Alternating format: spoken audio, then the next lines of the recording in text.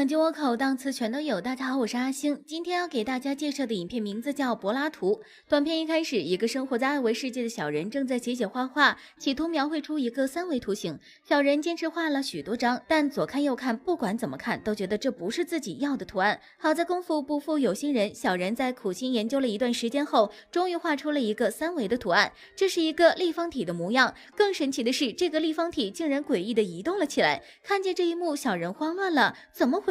这立方体为何如此高级？接下来就是小人和立方体追逐与斗争的过程。整个过程中，小人用尽全力去试着理解立方体，想搞清它的内在结构。但不管怎样，小人都只能在立方体的其中一面上活动，左面、右面、上面、下面，从来无法真真实实的感受站在立方体体内的感觉。虽然小人在二维世界里过得风生水起，但在三维的世界里，他显得格格不入。不管他怎么努力，都只是在做一些浮于表面的外在工作，只能在三维世界的边缘上徘徊。但立方体作为高维物体，却可以轻松地进入二维世界。小人无可奈何，难道只能眼睁睁地看着这高维物体将自己玩弄于股掌中吗？小人不愿屈服，决定用新的办法制服三维立方体。只见他大笔一挥，勾勒出一个折纸形状的图案，结果奇迹真的出现了，折纸互相拼接，竟然连出一个完完整整的立方体。小人还没来得及反应，就被困在了立方体里面。接着小人便带着立方体移动起来，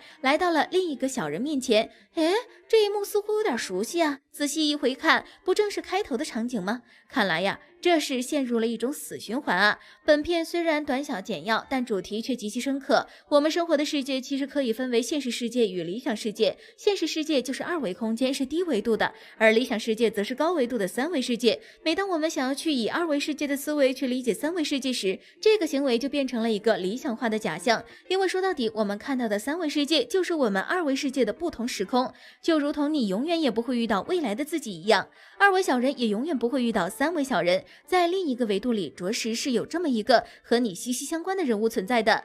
好了，以上就是本期阿星谈电影，下期节目同样精彩，小伙伴们记得关注观看哦。